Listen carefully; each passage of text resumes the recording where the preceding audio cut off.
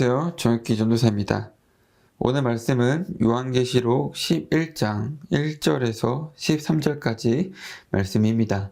우리 다 함께 읽도록 하겠습니다. 또 내게 지팡이 같은 갈대를 주며 말하기를 일어나서 하나님의 성전과 제단과 그 안에서 경배하는 자들을 측량하되 성전 바깥 마당은 측량하지 말고 그냥 두라. 그것은 이방인에게 주었은즉 그들이 거룩한 성을 42달 동안 질밥으리라. 내가 나의 두 증인에게 권세를 주리니 그들이 굵은 베옷을 입고 1260일을 예언하리라. 그들은 이 땅의 주 앞에 서 있는 두 감람나무와 두 촛대니 만일 누구든지 그들을 해하고자 하면 그들의 입에서 불이 나와서 그들의 원수를 삼켜버릴 것이요 누구든지 그들을 해하고자 하면 반드시 그와 같이 죽임을 당하리라. 그들이 권능을 가지고 하늘을 닫아 그 예언을 하는 날 동안 비가 오지 못하게 하고 또 권능을 가지고 물을 피로 변하게 하고 아무 때든지 원하는 대로 여러 가지 재앙으로 땅을 치리로다. 그들이 그 증언을 마칠 때에 무적행으로부터 올라오는 짐승이 그들과 더불어 전쟁을 일으켜 그들을 이기고 그들을 죽일 터인즉 그들의 시체가 큰 성 길에 있으리니 그 성은 영적으로 하면 소돔이라고도 하고 애굽이라고도 하니 곧 그들의 주께서 십자가에 못 박히신 곳이라. 백성들과 족속과 방언과 나라 중에서 사람들이 그 시체를 살 반 동안을 보며 무덤에 장사하지 못하게 하리로다. 이 두 선지자가 땅에 사는 자들을 괴롭게 한 고로 땅에 사는 자들이 그들의 죽음을 즐거워하고 기뻐하여 서로 예물을 보내리라 하더라. 3일 반 후에 하나님께서부터 생기가 그들 속에 들어가매 그들이 발로 일어서니 구경하는 자들이 크게 두려워하더라. 하늘로부터 큰 음성이 있어 이리로 올라오라 함은 그들이 듣고 구름을 타고 하늘로 올라가니 그들의 원수들도 구경하더라. 그때에 큰 지진이 나서 성 10분의 1이 무너지고 지진에 죽은 사람이 7천이라 그 남은 자들이 두려워하여 영광을 하늘의 하나님께 돌리더라. 아멘. 우리가 때로 이렇게 살아가다 보면요, 이렇게 느낄 때가 많은 것 같아요. 우리가 살아가는 이 시대는 참으로 복잡하고 혼란스럽구나. 그렇죠? 눈에 보이는 것만 믿으려 하고 진리라는 단어조차 희미해지는 세상에서 우리는 크리스천으로 그리고 신앙의 증인으로 살아가야 한다는 그 부름을 받고 살아가고 있습니다. 너무나도 복잡하고 너무나도 혼란스럽고 진리라는 것이 희미해지는 이 세상 속에 우리는 크리스천으로 부름받았고 신앙의 증인으로 부름받았기 때문에 우리는 그 부름받은 모습으로 살아가고 있죠. 그런데 그 길은 결코 쉽지 않습니다. 때로는 외롭죠. 때로는 세상으로부터 조롱받기도 하죠. 심지어는 무너지는 것처럼 느껴지기도 합니다. 요한계시록 11장을 이제 펼쳐보면 그 가운데에 아주 낯설지만 인상 깊은 장면이 하나 있습니다. 두 증인이 등장하죠. 이 두 증인은 무려 1260일, 즉 42개월 동안 예언을 하며 사명을 감당합니다. 그런데 그들에게 주어진 시간은 보호받는 시간이 아니라 핍박과 공격, 심지어 그들 끝을 보면은 죽음을 맞이하는 시간이었어요. 즉 그 42개월, 1260일은 하나님으로부터 보호받는 시간이 아니라 공격받고 핍박받고 죽음을 맞이하는 시간이었다는 것이죠. 그래서 오늘 이 말씀을 보면요, 세상은 그들의 죽음을 기뻐했고 그 다음에 거리는 잔치 분위기였어요. 그러나 거기서 이야기가 끝나지 않았습니다. 세상은 이들의 죽음을 기뻐하고 잔치를 했지만 하나님은 그 증인들을 다시 살리셨고 어디로 올려보내셨죠? 하늘로 올려보내셨습니다. 우리는 이 말씀을 통해 아주 중요한 메시지를 얻게 됩니다. 하나님의 사명은 결코 땅에 쓰러져 끝나지 않는다는 사실입니다. 세상은 무너뜨릴 수 있을지 몰라도 세상은 그 증인들을 무너뜨린 것처럼 보여질지라도 하나님의 뜻은 멈추지 않고 증인의 사명, 그 둘의 증인의 사명은 결국 하나님의 손에 의해 완성되었다는 진리를 오늘 우리는 이 말씀을 통해서 보게 될 것입니다. 그래서 오늘은 우리는 이 말씀을 따라가면서 우리 이 각자의 삶 속에서 우리가 증인으로 살아가는 그 의미와 그 다음에 우리가 증인으로 살아갈 때 그 길의 끝에는 무엇이 기다리고 있는지 함께 살펴보려고 합니다. 그래서 우리 지금 이 시간부터 우리 모두 다 함께 조용히 우리의 마음을 열고 하나님께서 어떻게 지금도 그 증인들을 세우시고 그들의 사명을 이어가게 하는지 함께 말씀을 통해서 살펴보도록 하겠습니다.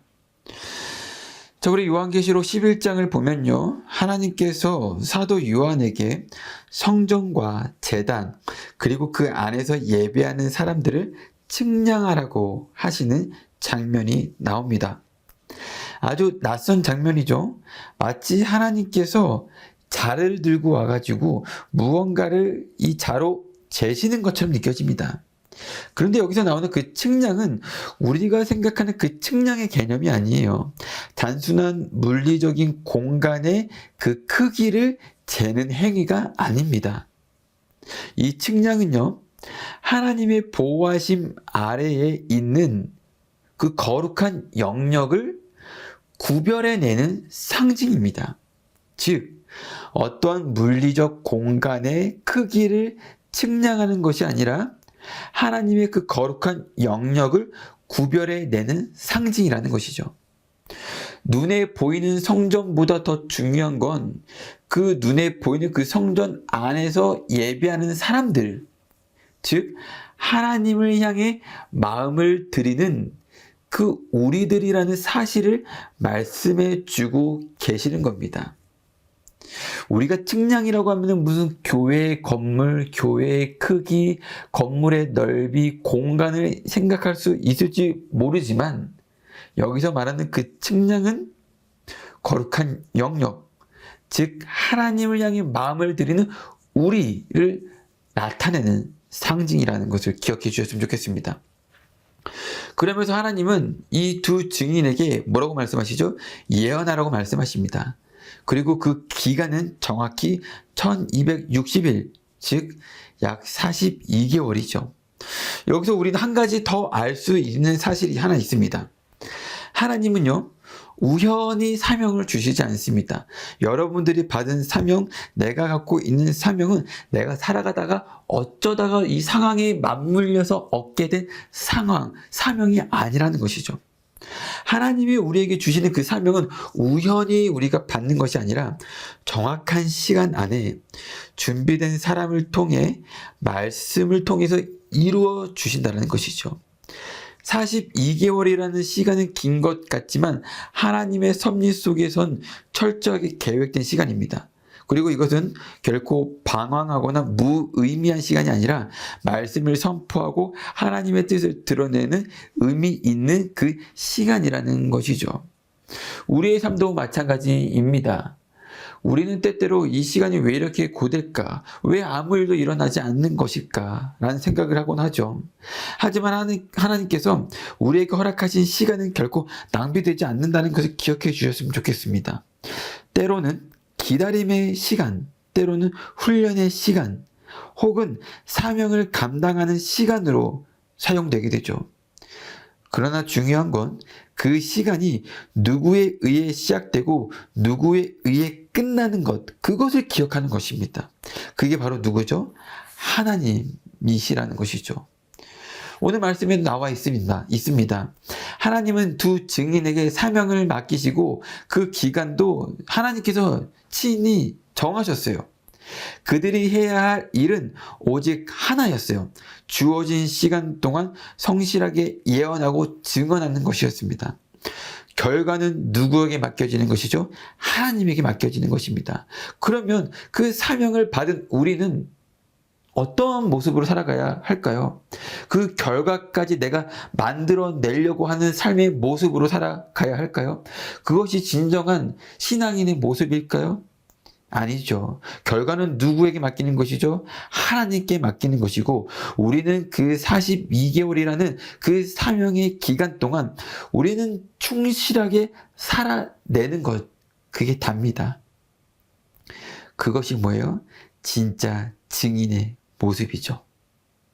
그런데 우리는 42개월 동안에 충실된 그 증인의 모습으로 살아가는 것을 넘어서 그 결과까지 만들어내려고 하는 욕심을 가지면서 신앙생활을 하기 때문에 우리 안에 늘 실패가 생기고 쓰러짐이 생기고 넘어짐이 일어나는 것이죠. 혹시 지금 여러분도 나에게 주어진 그 42개월이라는 그 사명의 시간을 살아가고 계신가요? 아무도 알아주지 않는 그 시간 속에서도 하나님은 분명히 여러분을 통해 일하고 계십니다. 그러나 반드시 기억하셔야 할 것은 결과는 하나님께 맡기고 나에게 주어진 그 42개월을 살아가는 여러분들은 그 과정을 충실히 살아내셔야 한다는 것입니다. 그 사실을 믿고 오늘 하루도 담대하게 나아가기를 바랍니다. 우리 계속해서 요한계시록 11장 말씀 살펴볼게요.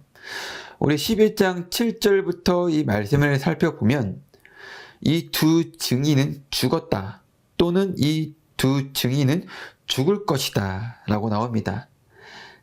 이 두 증인의 죽음은요, 세상 사람들에게는 기쁨이었고 이 두 증인의 죽음은 심지어 이 기쁨을 넘어서 서로 선물을 주고받기까지 했습니다. 마치 이 증인들이 사라지면서 이 세상 사람들의 이 불편함도, 이 세상 사람들이 느끼는 그 불편함도 함께 사라졌다고 여기는 것처럼 보여집니다. 하나님의 말씀을 전하고 진리를 선포하는 일이 그 세상 속에 살아가는 사람들에게 얼마나 거슬리는 일이었는지 그 반응이 극명하게 드러나는 말씀의 장면이죠. 그러나 하나님은 그 증인들을 거기서 끝나게 하지 않으십니다. 생기가 그들 안에, 그들 속에 들어가게 하고 하나님의 생명이 다시 그들에게 불어넣게 합니다. 그것은 단순한 부활이 아니라 이것은 하나님께서 사명을 완성하시고 그들에게 영광의 길을 여시는 순간을 보여주는 것이죠. 그리고 그들의 끝은 하늘로 올라가게 됩니다. 모든 사람들이 보는 앞에서 공개적으로 영화롭게 어떻게 하게 되는 거예요? 승천하게 되는 것이죠. 정말로 이 말씀을 보면서 저는 참 놀라움을 감출 수가 없었습니다. 하나님의 일은 언제나 마지막 장에서 반전을 일으키기 때문입니다. 세상은 그들을 죽였다고 생각하고 이겼다고 생각했어요. 하지만 반전이 뭐였죠? 하나님은 그 죽음을 통해 더 큰 메시지를 지금 우리가 살아가는 이 순간까지도 전하고 계신다는 것입니다. 그 두 증인의 죽음이 세상 사람들이 이겼다, 이 세상 사람들이 기뻐했다, 이것으로 끝나는 것이 아니라 한 발자국 더 나아가서 하나님이 반전을 보여줌으로써 이들의 죽음을 통해 그 큰 메시지를 지금도 살아가고 있는 우리에게 전하고 있다는 것이죠. 이것은 무엇을 의미하는 걸까요? 그 두 증인의 죽음은 죽음으로 끝나지 않고 오히려 죽음을 지나 완성되었다는 것. 하나님의 증인들은 세상에 의해 심판받는 자들이 아니라 하나님에 의해 높임을 받는 자들이라는 것을 여러분들이 오늘 이 말씀을 통해서 깨달아 주셨으면 좋겠습니다. 우리 눈에는 쓰러진 것 같아 보이는 그 증인들의 삶, 그러나 하나님의 눈에는 완성된 사명의 결말, 이 차이를 우리가 믿음으로 받아들일 수 있다면 오늘도 우리는 하나님을 향한 길을 끝까지 걸어갈 수 있을 줄이라 믿습니다. 여러분이 걸어가고 있는 이 인생의 42개월은 어떤가요? 그 시간이 너무 고되고 지쳐서 멈추고 싶다는 생각이 들 수도 있습니다. 하지만 기억하십시오. 하나님은 그 시간을 통해 여러분들을 증인으로 빚고 계십니다. 그리고 반드시 그 사명을 완성시키실 것입니다. 세상의 평가나 시선에 흔들리지 마세요. 우리의 끝은 세상의 판단이 아니라 하나님의 부르심에 달려 있습니다. 증인의 사명은 무너지지 않습니다. 그리고 그 사명은 하나님의 손에 끝까지 이어지게 됩니다. 오늘 그 부르심 앞에 다시 한번 아멘으로 응답하며 우리의 42개월을 믿음으로 걸어가는 여러분들이 되기를 주님의 이름으로 축복합니다.